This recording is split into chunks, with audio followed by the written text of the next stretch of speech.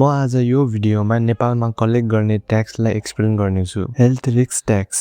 Health risk tax bidi, cigar, चुरोट, खैनी, पान मसला, सुर्तीमा लगाइने ट्याक्स हो।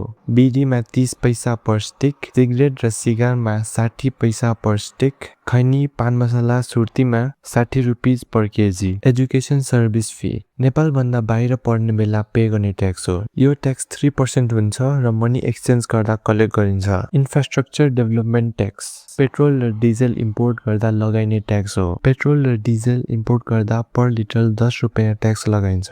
Green tax. Green tax coal, goods manufactured from coal, petrol, diesel, lubricating oil, petroleum oil र mineral oil मा लगाइने ट्याक्स हो। कोल र गुड्स मैन्युफैक्चर्ड फ्रम कोलमा 0.5 rupees per kg, lubricating oil, petroleum oil र मिनरल ओइलमा 1 रुपैयाँ per litre. Foreign employment service fee. वैदेशिक रोजगारी दिने मान्छेले दिने ट्याक्स हो। यो ट्याक्स 1% हुन्छ। Pollution control tax. Pollution control tax petrol र डिजलमा बेच्दा लिने ट्याक्स हो। यो ट्याक्स पेट्रोल र डिजल पर लिटर 1.5 रुपीज हुन्छ। Digital service tax. Digital service tax non resident पर्सनले डिजिटल सर्भिस दिएमा दिने ट्याक्स हो। यो ट्याक्स 2% हुन्छ। एनुअल ट्रान्ज्याक्सन 3 मिलियन सम्म भए यो ट्याक्स लाग्दैन। नेपालमै डिजिटल तरिकाबाट प्रडक्टको सेल गरेमा यो ट्याक्स लाग्दैन। Telecommunication fees. Telecommunication tax telecommunication service provide गर्ने एन्टिटीबाट कलेक्ट गरिने ट्याक्स हो, जस्तै एनटिसी र एनसेल। यो ट्याक्स 10% हुन्छ।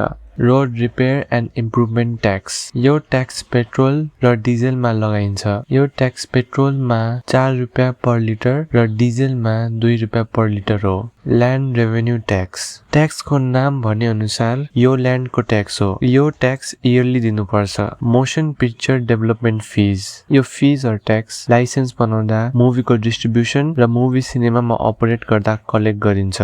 लाइसेन्स बनाउँदा 50 रुपैयाँ fee, additional motion picture advertise गर्दा 1000, नेटिभ मुभी डिस्ट्रिब्युट गर्दा 10,000, फरेन मुभी डिस्ट्रिब्युट गर्दा 20,000 र सिनेमामा अपरेट गर्दा डिफ्रेन्ट चार्जेसहरू छन्। भ्याट कन्ज्युमरले पे गर्ने ट्याक्स हो। यसको full form value added tax हो। कुनै पनि प्रडक्टले कस्टमरसम्म पुग्न डिफ्रेन्ट स्टेजेस एक्सपिरियन्स गर्छ। र मेटेरियल, होलसेल र रिटेलर। हरेक स्टेजमा भ्याट 13% चार्ज गरिन्छ। अन्त्यमा 13% भ्याट कन्ज्युमरले पे गर्छ। यो फर्म अफ ट्याक्सले अबाउट 33% नेपालको इन्कम जेनेरेट गर्छ। Income tax. Income tax person वा एन्टिटीले कमाइको बेसिसमा पे गर्ने ट्याक्स हो। सिंगल र कपलको लागि डिफ्रेन्ट ट्याक्स रेट छन्। Luxury tax. लग्जरी ट्याक्स यो type of tax 5 star hotels, luxury hotels, jewellery stores र इम्पोर्टेड लिक्विरबाट कलेक्ट गरिन्छ।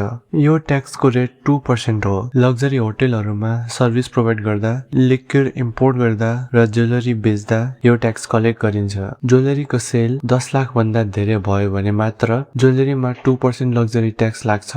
Excise tax. यो ट्याक्स टोब्याको, चुरोट, रक्सी जस्तो कुरामा लाग्छ। त्यो बाहेक अरू पनि इम्पोर्ट गरिने सामानमा यो ट्याक्स लाग्छ। इम्पोर्टर, होलसेलर र डिस्ट्रिब्युटरले ट्याक्स पे गर्नु साथ एक्साइज लाइसेन्स पनि पाउनु पर्छ। यो ट्याक्सको रेट 5% देखि 40% सम्म हुन्छ। Custom tax. यो ट्याक्स इम्पोर्ट गर्ने सामानमा लगाइन्छ। यो ट्याक्सको अर्को नाम ट्यारिफ हो। यो ट्याक्सको रेट 0% देखि 80% हुन्छ।